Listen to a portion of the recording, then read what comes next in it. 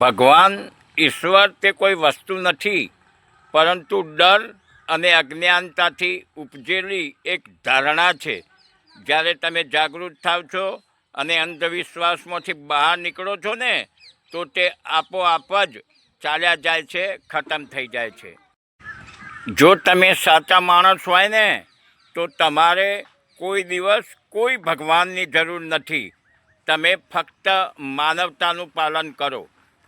અને હા, ઝાડના પત્તા છે ને, તે ઋતુ ન આવે ત્યાં સુધી નવા આવતા જ નથી. તેવી જ રીતે આપણે પણ જિંદગીમાં ઘણો સંઘર્ષ અને મહેનત કરીએ ને, ત્યારે જ સફળતા મળે છે.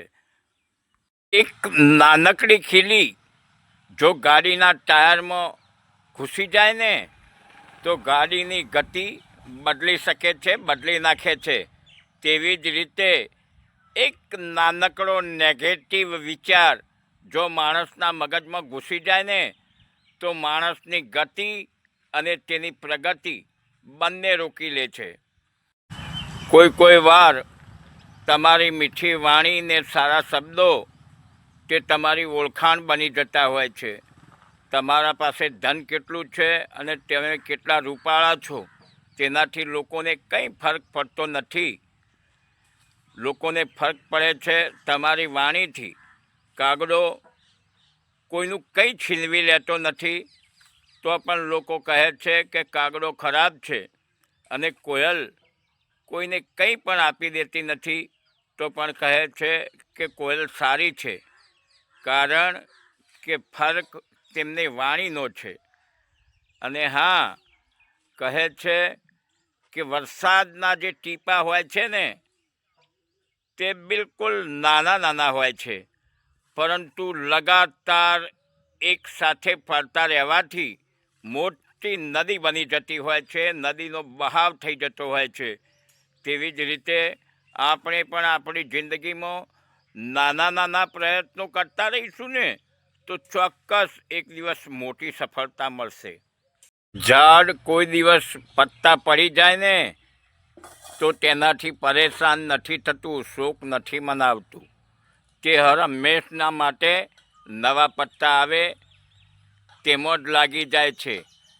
તેવી જ રીતે માણસે પણ જે ચાલ્યું ગયું છે ને, તેનો અફસોસ ન કરવો જોઈએ. હવે નવું સારું કઈ રીતે મળે તેની જ કોશિશ કરવી જોઈએ.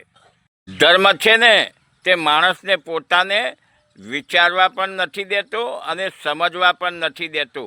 તે માણસને ડરપોક બનાવી દે છે. તે માણસને અંધવિશ્વાસમાં અને પાખંડવાદમાં નાખી દે છે. માણસ આજ્ઞાકારી અને ગુલામ બની જતો હોય છે. માણસ ત્યારે જ ઉપર ઉઠે છે જ્યારે ધર્મથી ઉપર ઉઠે છે અને તેનામાં માનવતા આવે છે. ત્યારે જ માણસ તે સાચો માણસ બની શકે છે. જિંદગીની સફર પણ અજીબ છે દોસ્તો. કંઈ પણ લીધા સિવાય આપણે આવીએ છીએ અને તમામ વસ્તુઓ માટે ઝઘડ્યા કરીએ છીએ, અને છેવટે કંઈ પણ લીધા સિવાય બધું જ મૂકીને ચાલ્યા જઈએ છીએ.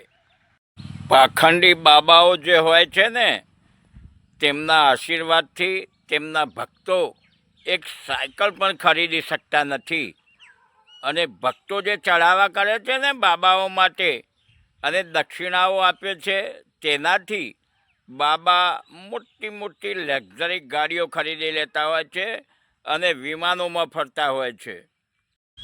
દાન દક્ષિણા અને પૂજાપાઠથી ખુશ થઈને જો ભગવાન લોકોના પાપ માફ કરી દેતા હોય ને, તો તેનાથી મોટો ભ્રષ્ટાચારી અને રિશ્વતખોર કોઈ ન કહી શકાય. વાત સમજવા જેવી છે દોસ્તો. ન સમજાય તો ફરી સાંભળો, સમજો અને હોશિયાર બનો.